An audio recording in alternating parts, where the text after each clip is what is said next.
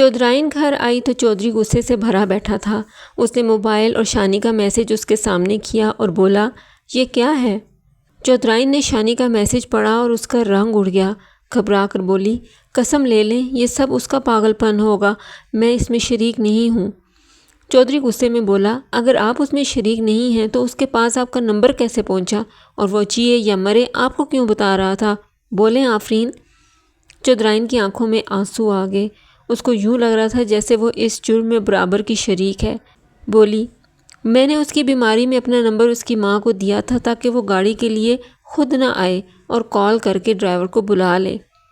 بس کر دیں آفرین، بس کر دیں، آپ اپنے عاشق سے انجان نہیں تھیں۔ یہ کہہ کر چودھری صاحب کمرے سے باہر نکل گئے اور چودھرائن سر پکڑ کر بیٹھ گئی۔ کچھ دن چودھری صاحب اور چودھرائن کے بیچ ایسی ہی سرد مہری رہی۔ کچھ دن کے بعد شانی گھر آ گیا۔ اس کے والدین کے پوچھنے کے باوجود اس نے کچھ نہ بتایا کہ وہ کیوں مرنے جا رہا تھا، کیونکہ وہ جانتا تھا کہ اس درد کی کوئی دوا نہیں۔ ایک دن حویلی سے ایک ملازم شانی کے گھر آیا اور اس نے کہا کہ شانی کو چودھری صاحب نے حویلی بلایا ہے۔ شانی سمجھ گیا کہ ذلت اور رسوائی اس کی منتظر ہے۔ حویلی پہنچا تو ڈرائنگ روم میں چودھری صاحب اور آفرین بیٹھے ہوئے تھے۔ آفرین کا پریشان چہرہ آج حد سے زیادہ حسین لگ رہا تھا۔ چودھری صاحب نے شانی کو بیٹھنے کو بولا اور کہا، اس دن میں نے تمہارا میسج پڑھ لیا تھا، دل تو چاہتا تھا کہ تمہیں مرنے دوں مگر دل کے ہاتھے مجبور ہوں۔ میں آج تک کسی پر ظلم نہیں کیا اور نہ ہی ہوتے دیکھ سکتا ہوں، مگر یہاں بات میری گھر کی عزت کی ہے۔ میں تمہارے منہ سے سننا چاہتا ہوں کہ تمہاری کیا سزا ہونی چاہیے۔ شانی نے چور نظروں سے چودھرائن کو دیکھا تو وہ التجائی نظروں سے اسے دیکھ رہی تھی۔ اگر آفرین بھی اس جرم میں شریک ہے تو میں اس کا بھی فیصلہ کرتا ہوں، چودھری غصے سے بولا۔ بولو شانی۔ شانی خاموش رہا۔ بولو شانی، تمہاری خاموشی کو میں کیا سمجھوں؟ تمہاری بگڑی ہوئی صحت اور تمہارے والدین کی شرافت کی وجہ سے میں تم سے پوچھ رہا ہوں، ورنہ اتنا وقت نہیں میرے پاس۔ شانی کو کچھ سمجھ نہ آ رہا تھا۔ یہاں چودھرائن کا بسا بسایا گھر داؤ پہ لگا ہوا تھا۔ اس نے سر اٹھایا اور کہا، چودھری صاحب معاف کر دیں، دواؤں کے زیر اثر تھا۔ جس لڑکی سے میں محبت کرتا ہوں اس کے نمبر پر میسج کر رہا تھا تو غلطی سے چودھرائن جی کے نمبر پہ چلا گیا۔ ان کا نمبر میری ماں نے میرے موبائل میں سیو کر رکھا تھا۔ چودھری صاحب کھڑے ہو گئے اور بولے، اچھا چلو بتاؤ کس لڑکی کو تم میسج کر رہے تھے؟ گاؤں کے تو سب لوگوں سے میں واقف ہوں۔ جی ہے ایک لڑکی، شانی زیر لب بڑبڑایا۔ دکھاؤ مجھے اپنا موبائل، مجھے اس لڑکی کا نمبر دو، میں اسے بات کرتا ہوں تمہارے لیے۔ چودھری شدید شک و شبہ میں بات کر رہا تھا۔ اسے پورا یقین تھا کہ شانی جھوٹ بول رہا ہے۔ جی میرا راز ہے، یہ تو میں نے اپنے والدین کو بھی نہیں بتایا، شانی مندھم آواز میں بولا۔ دیکھو شانی، تم مجھے اس لڑکی کا نام، اس کے والد کا نام بتاؤ، میں اپنی تسلی کروں گا، تب میرے دل سے شک دور ہوگا۔ تمہارا راز راز ہی رہتا، میں نہ پوچھتا، مگر سوال میری عزت کا ہے۔ میری بیوی کے نمبر پہ تمہارا میسج آیا ہے، تحقیق اور تسلی کرنا تو بنتا ہے نا۔ اگر تم سچے ہو تو بتاؤ کون ہے تمہاری محبت؟ شانی پھنس چکا تھا۔ اسے چودھرائن کی عزت، اس کے گھر کو بچانا تھا۔ عشق ہمیشہ قربانی ہی کیوں مانگتا ہے؟ کیوں عاشق جو خود جل جاتا ہے مگر محبوب کی آنکھ میں آنسو نہیں دیکھ سکتا؟ شانی کا دماغ چکرانے لگا۔ شدید کمزوری اور ذہنی دباؤ سے اس کے سوچنے کی صلاحیت ختم ہوتی جا رہی تھی کہ چودھری صاحب کی بھاری آواز آئی، کیا سوچ رہے ہو تم؟ شانی کو کچھ سمجھ نہ آئی اور بولا، میری خالہ کی بیٹی ہے چودھری صاحب۔ اچھا، کیا واقعی؟ چودھری صاحب نے حیرت سے پوچھا۔ جی تو ٹھیک ہے، میں تمہارے خالو کو بھی جانتا ہوں، میں تمہارے لیے بات کرتا ہوں۔ اگلے 10 دن کے اندر ہم تمہاری بارات لے کے ان کے گھر جائیں گے، اب تم جا سکتے ہو۔ شانی گھر چلا گیا اور چودھری کمرے سے باہر نکل گیا۔ گھر پہنچ کر شانی کے والدین نے پوچھا کہ کیوں بلایا تھا چودھری نے؟ شانی نے کوئی جواب نہ دیا، بس اتنا کہا کہ میری خیریت پوچھنے کے لیے بلایا تھا۔ کمرے میں جا کر شانی نے سوچا کہ خالہ کی بیٹی کو تو کبھی اس نے سوچا تک نہیں۔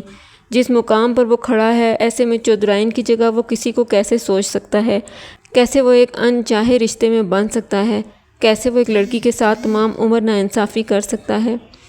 اگر چودھری کی بات نہ مانے تو وہ کیا کرے؟ وہ قصوروار تو ٹھہرے گا ہی، ساتھ چودھرائن بھی تمام عمر کے لیے چودھری کی نظروں سے گر جائے گی، کیونکہ اس نے شانی کے جذبات کو جانتے ہوئے بھی اس کے ساتھ ہمدردی کی۔ چودھری نے شانی کے والد اور خالو سے جانے کیا بات چیت کی۔ دونوں طرف شادیوں کی تیاریاں ہونے لگیں۔ شانی ایک بے جان رپورٹ کی طرح یہ سب کچھ دیکھ رہا تھا۔ اس کی حالت ایک ایسے پرندے کی طرح تھی جو پنجرہ توڑنے کی طاقت نہ رکھتا ہو مگر آزاد ہونا چاہتا ہو۔ آج شانی کی بارات تھی۔ دلہن نے رخصت ہو کے شانی کے گھر آ جانا تھا۔ شانی کی امی اور بہنیں صبح شانی کے کمرے میں آئیں، اسے تیار ہونے کا بولا۔ شانی اٹھا، تیار ہوا اور پورے گاؤں کے سامنے اسٹیج پر دلہن کے ساتھ بیٹھ گیا۔ نکاح خوان آیا، دونوں کا نکاح ہونے لگا۔ شانی نے نظریں اٹھا کر ہال میں بیٹھے لوگوں کو دیکھا۔ بالکل سامنے پہلی قطار پر چودھری صاحب اور چودھرائن بیٹھے تھے۔ چودھرائن کا چہرہ سنجیدہ تھا، وہ جانتی تھی کہ شانی کس کرب سے گزر رہا ہے۔ چودھرائن سے آنکھیں چار ہوئیں۔ شانی کا دل زور سے دھڑکا اور وہ کرسی سے گر گیا۔ سب لوگ دوڑے ہوئے شانی کے پاس آئے، اس کو ہلایا، اس پر پانی کے چھینٹے مارے مگر اس کو ہوش نہ آئی۔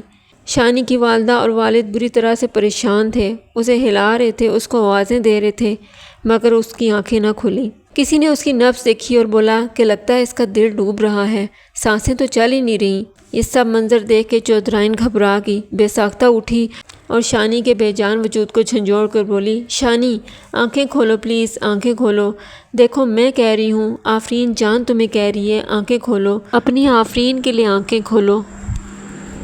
شانی کے بے جان جسم میں حرکت ہوئی اور تب تک شانی کے والد اور گاؤں کے لڑکے اسے اٹھا کر گاڑی میں ڈال کر ہاسپٹل لے گئے۔ چودھرائن لوگوں کے ہجوم میں شانی کو بے ساختہ آوازیں دے کر اٹھی تو پیچھے چودھری صاحب بت بنے کھڑے تھے۔ پورا گاؤں حیرت سے کبھی چودھری صاحب اور کبھی چودھرائن کی روتی ہوئی شکل کو دیکھ رہا تھا۔ چودھری صاحب کا دل چاہا ابھی چودھرائن کا گلا دبوچ لے، اس کی آنکھیں نوچ ڈالے مگر صبر کا گھونٹ پی کر شادی ہال سے نکل گئے۔ چودھرائن سکتے کے عالم میں تماشا بنی کھڑی رہی، پھر ایک ملازمہ نے اس کا ہاتھ پکڑا اور شادی ہال سے باہر لے گئی۔ گھر پہنچ کر چودھرائن کے حواس بحال ہوئے تو اسے احساس ہوا کہ سب کچھ ختم ہو چکا ہے۔ چودھری کے سامنے، گاؤں والوں کے سامنے وہ نہ جانے کیا کیا بول گئی۔ اس لڑکے کی حالت سے چودھرائن خود پر قابو نہ رکھ سکی۔ وہ اپنے کمرے میں جا کر بہت چیخی، بہت روئی کہ کسی طرح چودھری کو اس پر رحم آ جائے۔ رات تک چودھری صاحب گھر نہ آئے اور نہ ہی شانی کا کوئی اتا پتہ چلا۔ وہ اپنے کمرے کی کھڑکی میں کھڑی خالی خالی نظروں سے باہر دیکھ رہی تھی۔ اسے گلی میں لوگوں کا آنا جانا معمول سے زیادہ لگا۔ ابھی وہ یہی سوچ رہی تھی کہ کیوں باہر اتنی افراتفری ہے کہ چودھری صاحب کمرے میں آ گئے اور آتے ہی آفرین کے ہاتھ میں کچھ پیپرز دیے اور بولے، یہ زمین جائیداد حق مہر کے اور طلاق کے پیپر ہیں، تھوڑی دیر میں تمہارے والدین تمہیں لینے آ رہے ہیں۔ آفرین پھٹی پھٹی نظروں سے چودھری صاحب کو دیکھنے لگی۔ اسی وقت مسجد میں اعلان ہوا کہ ذیشان عرف شانی ولد عبدالرزاق حرکت قلب بند ہو جانے کی وجہ سے وفات پا گیا ہے۔ یہ خبر تھی یا قیامت۔ چودھرائن زمین پر گر گئی، صدمے سے اس کی حالت بگڑنے لگی۔ چودھری صاحب ایک ناگوار نفرت بھری نگاہ ڈال کے کمرے سے باہر نکل گئے۔